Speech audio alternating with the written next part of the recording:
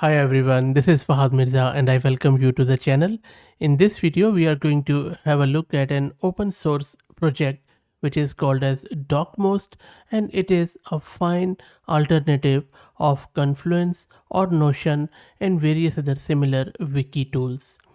Confluence, for example, is a web-based corporate wiki developed by Atlassian, which is an Australian company. They started well, Atlassian, but now I believe they have grown a lot, and that is why it is always a good idea to have an open source alternative which you could install locally on your own systems for free, and then you can use it for your own purposes, all private, all local, and all free. Whereas Notion is a similar product, which is again a productivity and note taking web application. Notion, for example, combines the functionalities of note taking apps, project management tools, and databases. You can create and organize resources such as databases and documents within the same platform. And that is where this Docmost is trying to help. So, Docmost, as I said, is an open source collaborative wiki and documentation software. It has been designed for seamless real-time collaboration. In Docmost, multiple users can work on the same page at the same time in real time without overwriting each other. It is an open source alternative. Whether you're managing a wiki or knowledge base or extensive project documentation, this new tool provides the tool you need to create, collaborate, and share knowledge effortlessly.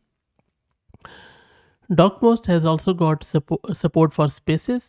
You can create your own spaces for different teams, projects, or departments depending on your need.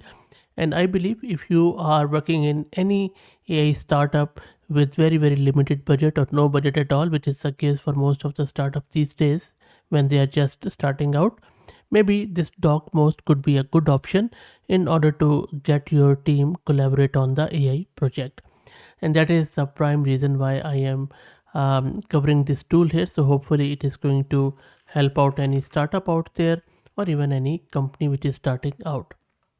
So let's get it installed locally and then we will see how it works. Before that, let me also give a huge shout out to Mast Compute who are sponsoring the VM for this video. If you're also looking to rent a VM or even GPU CPU on very affordable prices, you can go to the video's description where I will drop the link to their website with a 50% discount coupon. So this is my Ubuntu system where I'm going to install this. There is one prerequisite which you need to follow, and that is to have a Docker installed. I already have Docker installed, and if you don't know how to install Docker, just search my channel. I have done a very simple to follow video for the Docker installation, and you should be able to find it quite easily. Okay, so I'm assuming that you already have a Docker installed on your system. And again, if you face any issue, feel free to reach out, happy to help out in terms of Docker installation.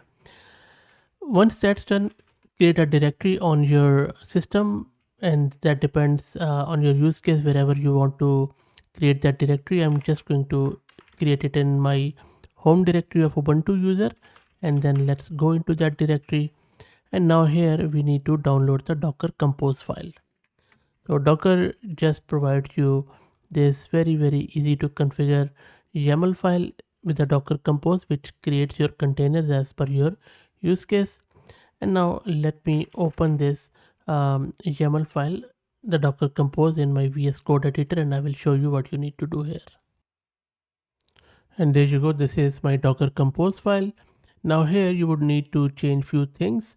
So if you're using it, of course, your LAN or your network, then you would need to update it with your website or wherever you're using. I'm just going to use it in my local host, so I will keep it as is. And then comes the app secret. You would need to initialize it with a strong application secret, and it should be a long random secret key around 32 characters minimum.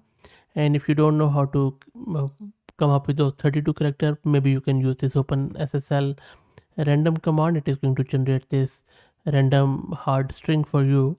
So let's use this. I just copied it after generating it with OpenSSL command. I'm going back to my VS Code and I'm going to replace it here, and that is done.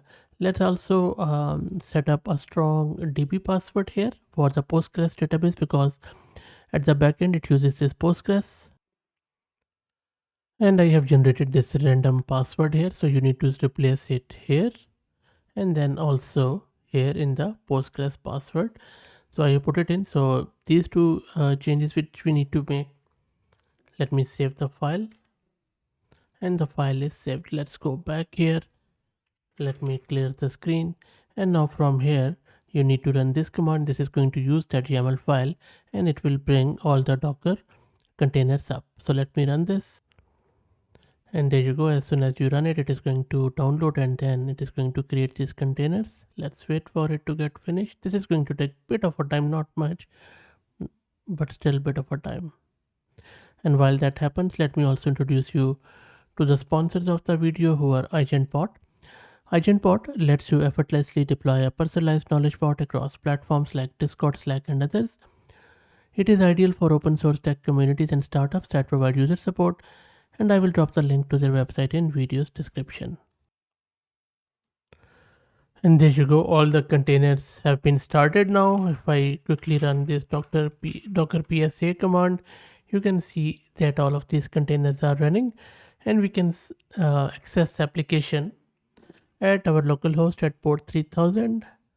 And there you go. So this is my localhost. I'm just going to reduce the size, and from here it's all your go. You can set up your workspaces with your name and email and all that stuff.